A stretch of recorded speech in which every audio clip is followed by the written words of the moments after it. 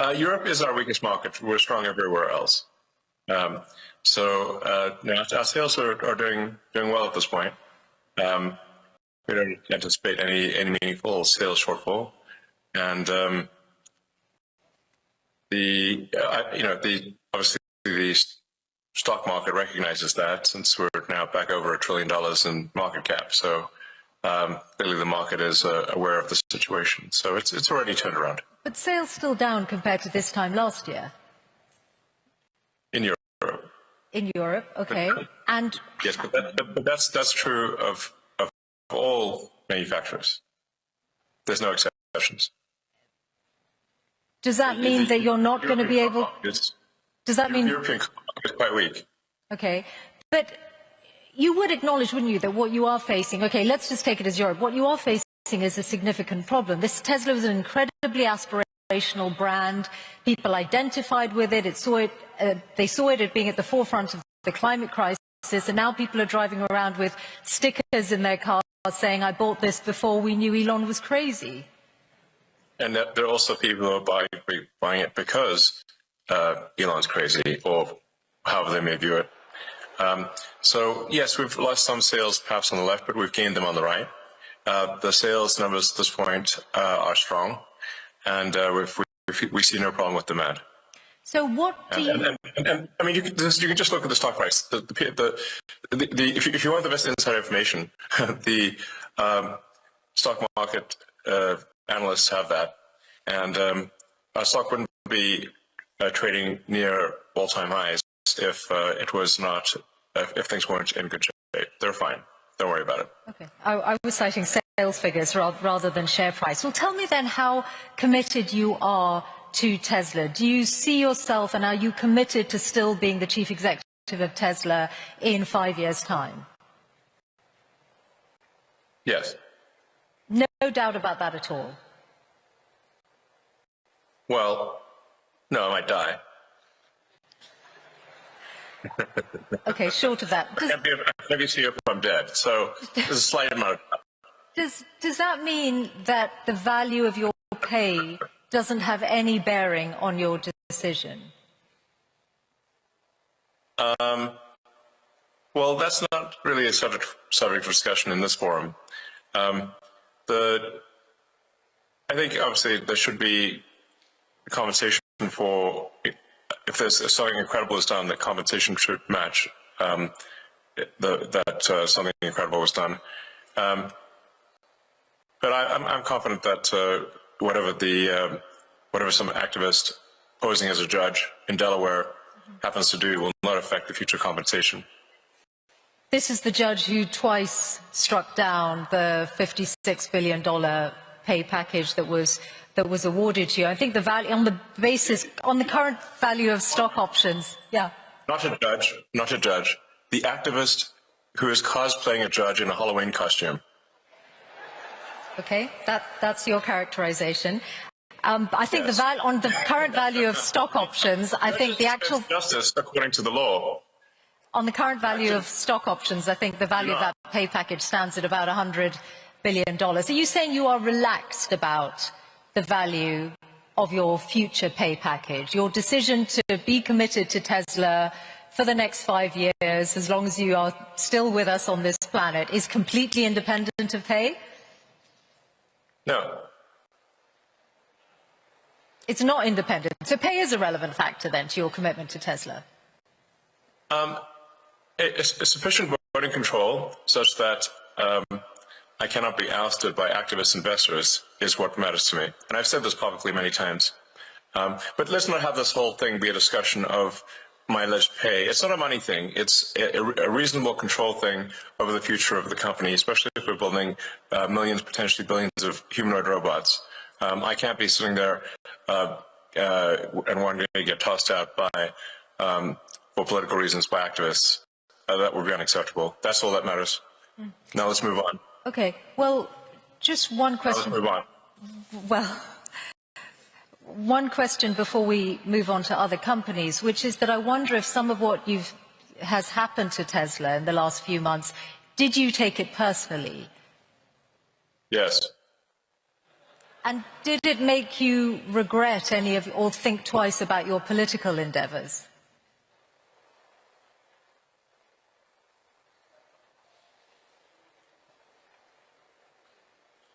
Because it is. I did what needed to be done. The violent antibody reaction, and I'm not someone who's ever committed violence, and yet massive violence was committed against my companies. Massive violence was threatened against me. Who are these people? Why would they do that? How wrong can they be? They're on the wrong side of history, and that's an evil thing to do. To go and damage some poor innocent person's car, to threaten to kill me. What's wrong with these people? I've not harmed anyone. So something needs to be done about them, and a number of them are going to prison, and they deserve it. And more will. You're referring to the attacks on Tesla showrooms, but I think Firing bullets into showrooms and burning down cars is unacceptable. Yeah. Those people will go to prison, and the people that funded them and organized them will also go to prison. Don't worry. But wouldn't you? We're coming for you. Wouldn't you?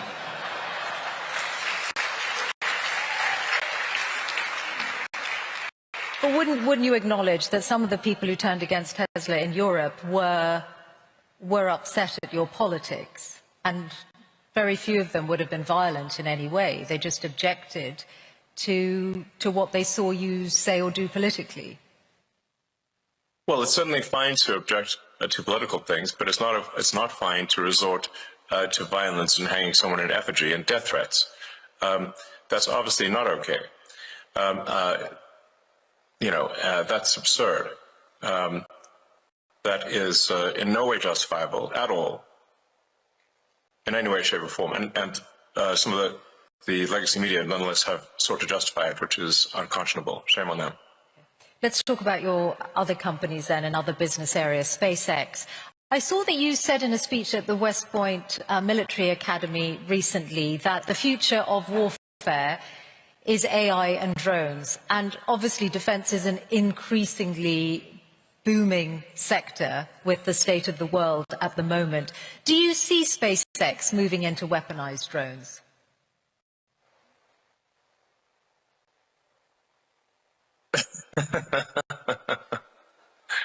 You certainly ask interesting questions that are impossible to answer. SpaceX is it's the space launch leader. So SpaceX doesn't do drones. SpaceX builds rockets, satellites, and internet terminals. SpaceX has a very dominant position in space launch. So of the mass launch to orbit this year, SpaceX will probably do 90%.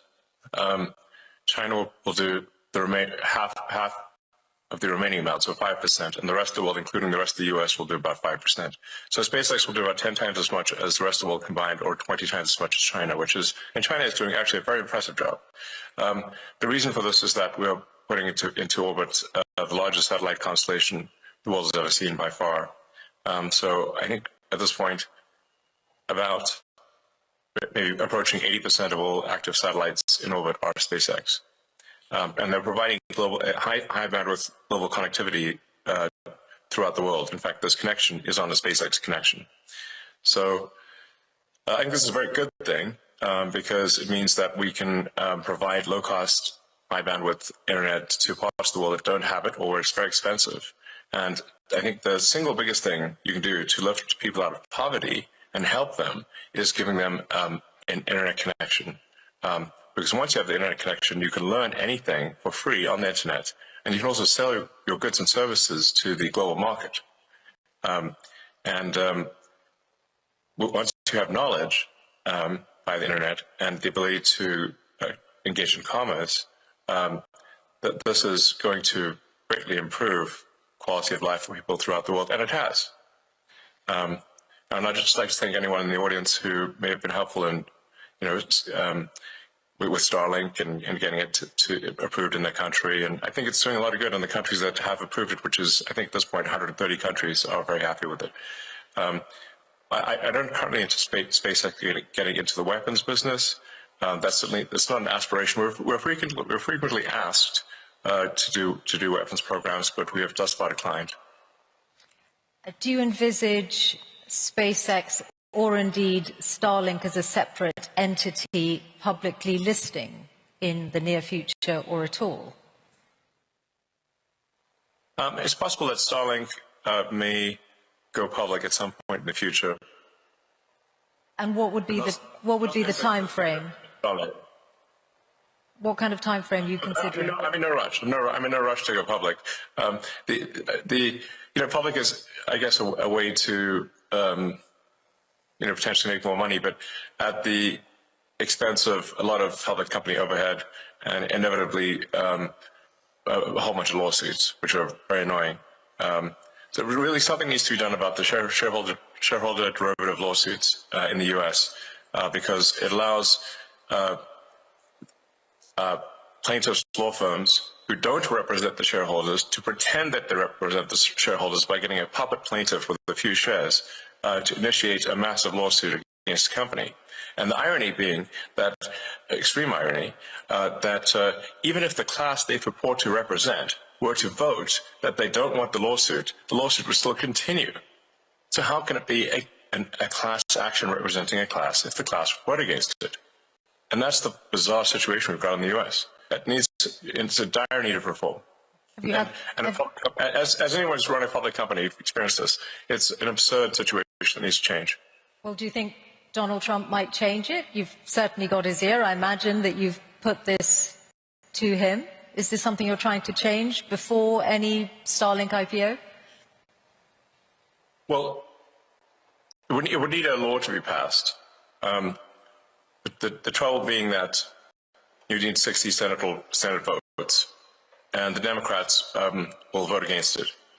The plaintiff's bar is, I believe, the second largest contributor to the Democratic Party. That's the issue. At the state level, this can be solved. And I should say, Texas recently passed a law which, at least the state level, made class action lawsuits much more reasonable, because you have to get at least 1 in 33 shareholders to agree that they are part of a class of shareholders. 3%. Okay. This will really help with frivolous lawsuits. Okay. Let's talk about AI, which is in so many of your businesses and in all our worlds in different ways. It's one of the big changes, the development of generative AI, since you last spoke to this forum 3 years ago. You're in this space, of course, with Grok, which almost everyone will know. You co-founded OpenAI and then left, and you've obviously got a legal battle with OpenAI and Sam Altman. I wonder if you could say something about the status of that, because you were together in Saudi Arabia with the president last week, with Sam Altman. In the same place at the same time. Sam was in the neighborhood. Okay, so does that mean you are pushing ahead with the lawsuit against OpenAI? Yes. So I came up with the name OpenAI as an open source and as a non-profit. And I funded OpenAI for the first roughly $50 million. It was intended to be a non-profit open source company, and now they're trying to change that for their own financial benefit into a for-profit company that is closed source. So this would be like, let's say you funded a non-profit to help preserve the Amazon rainforest, but instead of doing that, they became a lumber company, chopped down the forest, and sold the wood. You'd be like, wait a second, that's not what I funded.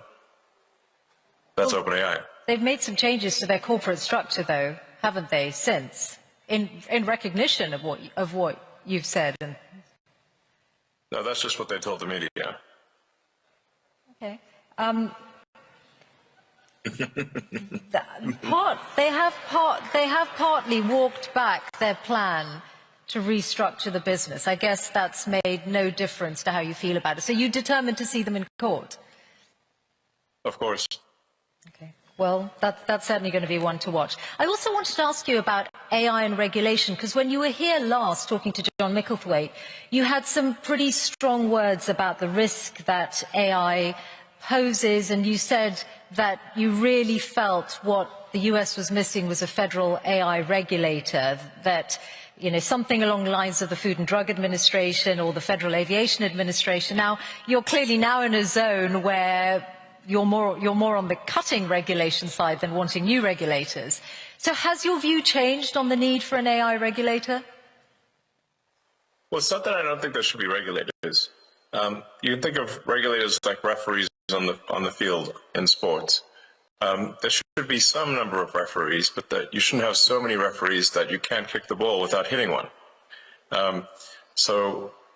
In most perhaps fields in the U.S., the regulatory burden has grown over time to the point where it's like having more referees than players on the field. And this is a natural consequence of an extended period of prosperity. It's very important to appreciate this. This has happened throughout history. When you have an extended period of prosperity with no existential war, there's no cleansing function for unnecessary laws and regulations. So what happens is that every year more laws and more regulations are passed because legislators are going to legislate, regulators are going to regulate, and you will get the steady pile of more and more laws and regulations over time until everything is illegal. And let me give you an example of a truly absurd situation. Under the Biden administration, SpaceX was sued for not hiring asylum seekers in the U.S.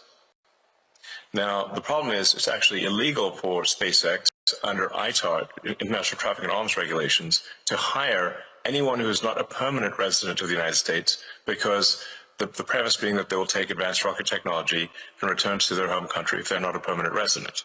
So we're simultaneously in a situation where it is illegal to hire asylum seekers and is also illegal to hire asylum seekers. And the Biden's Department of Justice chose to prosecute us despite both paths being illegal. Damned if you do, damned if you don't. But my question was specifically about a regulator for AI, which you said 3 years ago was needed, and you said we need to be proactive on the regulation of AI rather than reactive. Have you changed your mind on that? No, of course not. No, of course not. What I'm saying is that there should be some referees on the field, a few referees, but you shouldn't have a field jam-packed with referees such that you could not kick a ball in any direction without hitting one. So the fields that have been around for a long time, such as automotive, aerospace, the sort of food and drug industries, are over-regulated, but the new fields, like artificial intelligence, are under-regulated. In fact, there is no regulator at all. So there should be. Do you still think that? Yes, I'm simply saying, which I think is just basic common sense, that you want to have at least you want to have a few referees in the field. You don't want to have an army of referees, but you want to have a few referees on any given field, in any given sport, or even any given arena, industrial arena, to ensure that public safety is taken care of. But you don't have so there's a proper number of referees. Like I said, it's actually very easy to visualize this when compared to sports. If the whole field is packed with referees, that would look absurd. But if there were no referees at all, your game is not going to be as good. Okay, so let's then talk about your new world, your role advising government. You are in this unique and unprecedented position of having billions of dollars worth of contracts with the federal government yourself, mostly through SpaceX, and also now an insider's knowledge of it because of DOGE. Can you see that there is a conflict of interest or a potential conflict of interest in broad terms just through that very fact? I don't think so, actually. There have been many advisors throughout history and in the U.S. government and others who have had economic interests, and I am simply an advisor. I don't have formal power, and that's it. The president can choose to accept my advice or not, and that's how it goes. If there's a single contract that any of my companies have received that people think is somehow not was awarded improperly, it would immediately be front page news, to say the least. And if I didn't mention it, certainly my competitors would. So if you're not seeing that, then clearly there's not a conflict of interest. There's another way, though, to look at it, that, for example, you have many competitors, whether it's companies like Boeing or companies who would like to do more of the kind of work you do for NASA, Blue Origin, Rocket Lab, and because DOGE is in every federal government department, you or people who work for DOGE, and you are the driving force behind it, have an insight into those companies' affairs and those companies' relationships with the federal government. No, all we do is we review the organization to see if the organization has departments that are no longer relevant, and then are the contracts that are being awarded good value for money. In fact, frankly, the bar is not particularly high. Is there any value for money in a contract? And if there isn't, then we make recommendations to the secretary.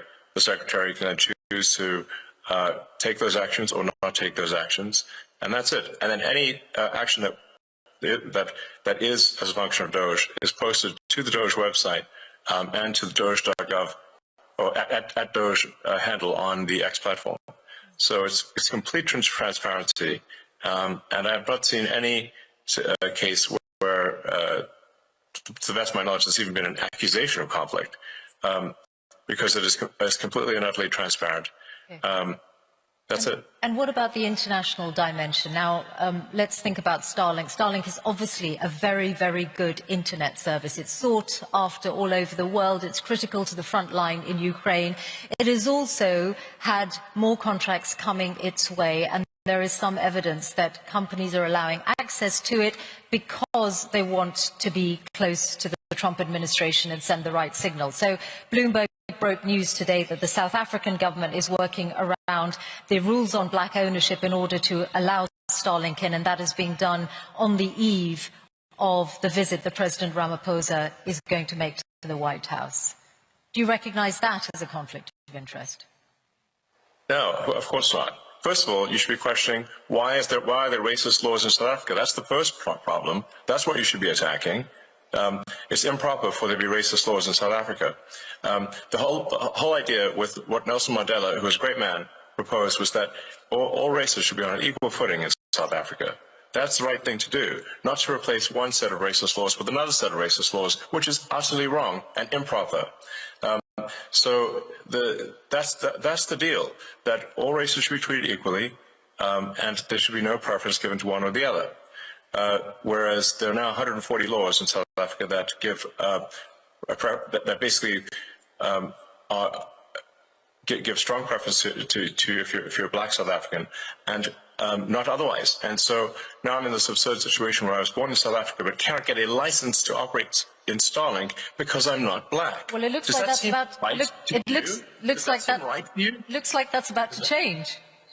I just asked you a question. Please answer. Does that seem right to you?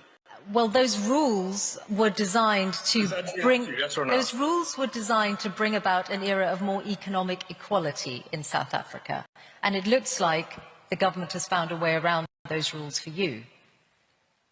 I asked you a question. This is your interview. Everyone wants to hear from you. I asked you a question. Yes or no? Not Racist for me. laws, yes or no? Not for me to answer. I have got a question for you about your government work, though, and the amount of savings. Why do you like racist laws? This is not for me to answer. Come on. Yes, it is. Now, you wouldn't be trying to dodge a question. You have to ask a question. I Answer my question. No, you answer mine. I think if you, I'm sure you can have that conversation directly with the South African government if you want to. I want to ask you about the total... I can't believe it. That's not good. I want to ask you about the total How do you not amount... raise disclosure? I want to ask you about the total amount that you're planning to save through DOGE's work. Before the election, you said it was going to be at least $2 trillion. The number currently on DOGE.gov is $170 billion. That's a big change. What happened to the $2 trillion? Or do you expect it to happen immediately? Well, is it going to happen? Because DOGE is supposed to run till next July. I mean, your question is absurd in its fundamental premise. Are you assuming that on day, within a few months, there's an instant $2 trillion saved? No, I'm not at all. I'm just asking, is that still your aim then? Is it still your aim to get to $2 trillion? Have we not made good progress given the amount of time? That's exactly what I'm asking. So is it still your aim to go from 170 billion to 2 trillion? The ability of DOGE to operate is a function of whether the government, and this includes the Congress, is willing to take our advice. We're not the dictators of the government, we are the advisors. And so we can advise, and the progress we've made thus far, I think, is incredible. The DOGE team has done incredible work. But the magnitude of the savings is proportionate to the support we get from Congress and from the executive branch of the government in general. So we're not the dictators, we are the advisors.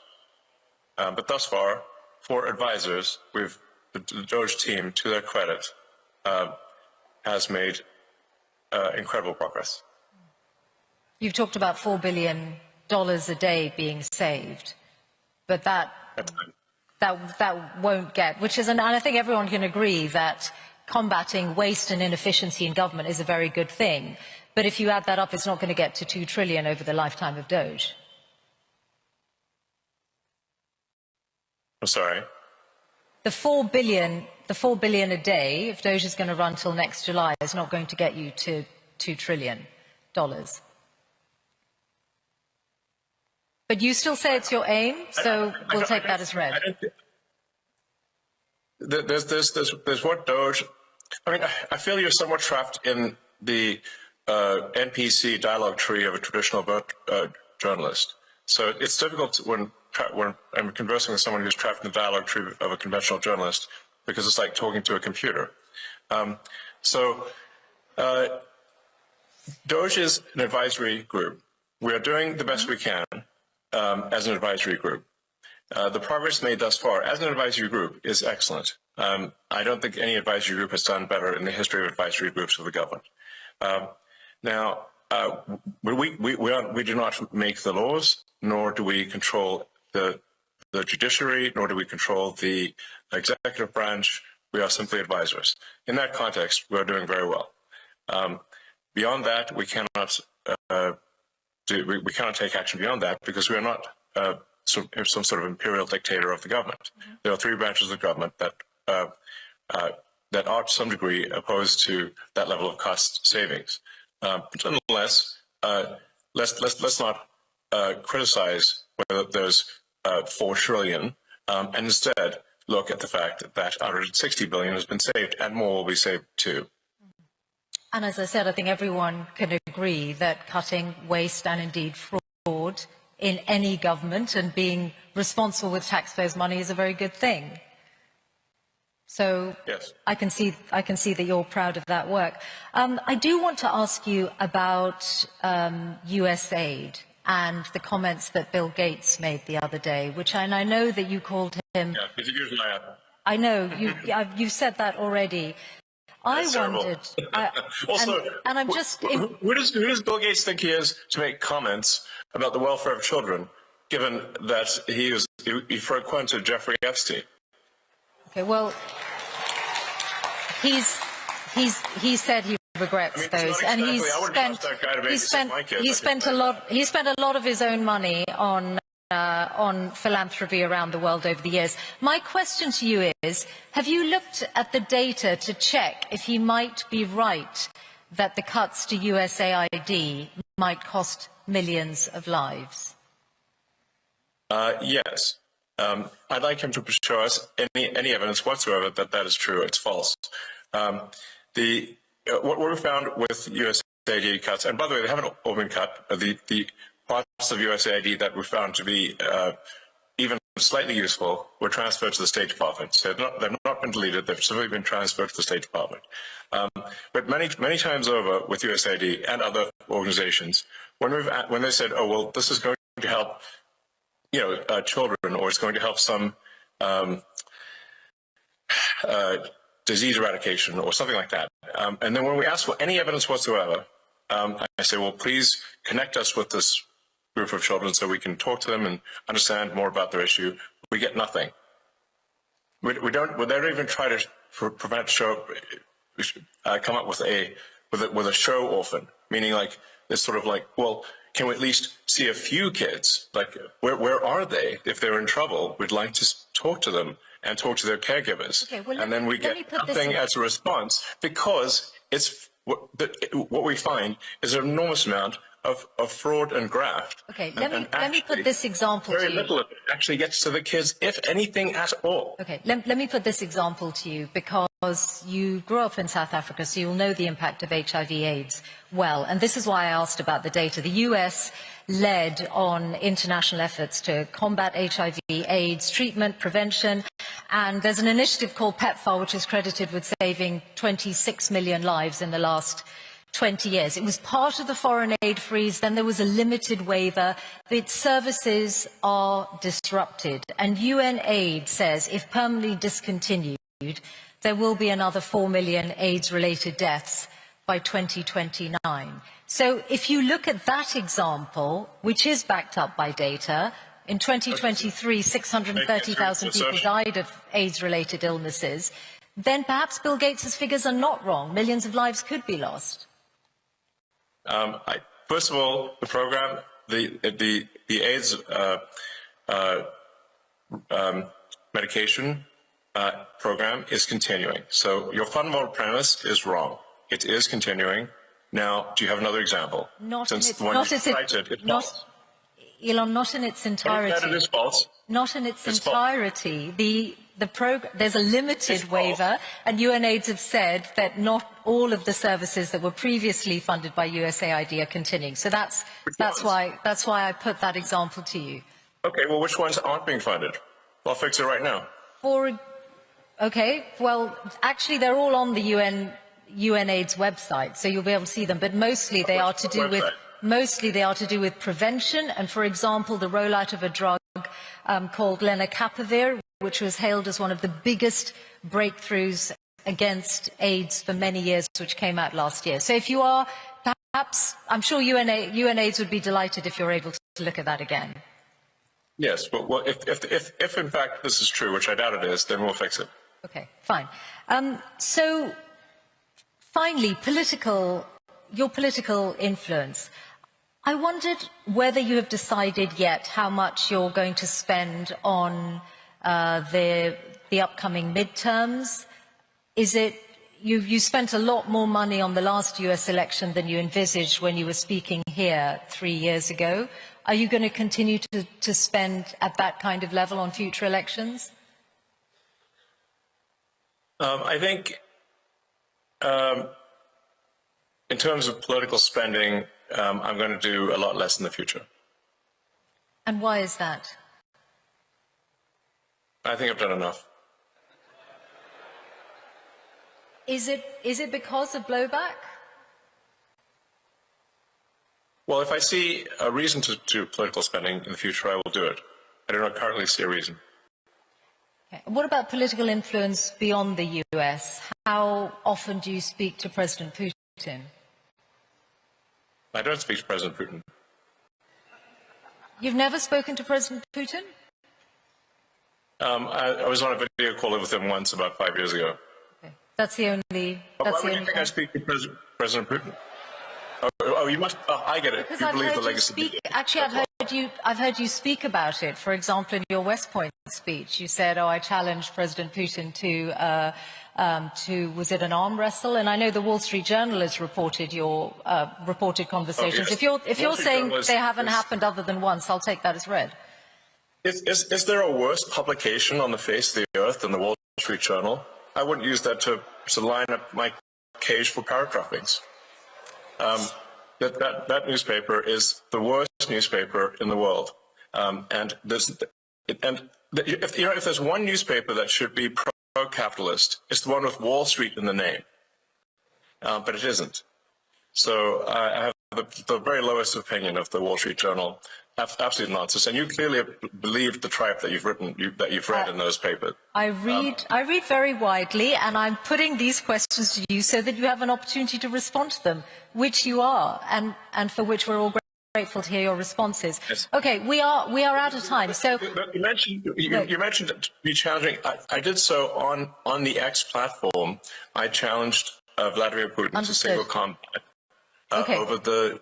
But I didn't talk to him. That was a post on the X platform. Great. That's why I asked you, and you've clarified and explained. Thank you. That's why I was asking whether you have had reported conversations, and you've said you haven't, other than a video call. Okay. Typical legacy media lies.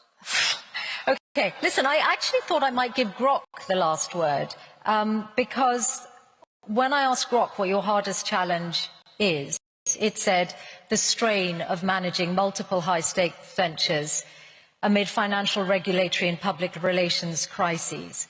And I wondered whether you recognise that characterisation and whether you do think that this is a pivotal year in your life.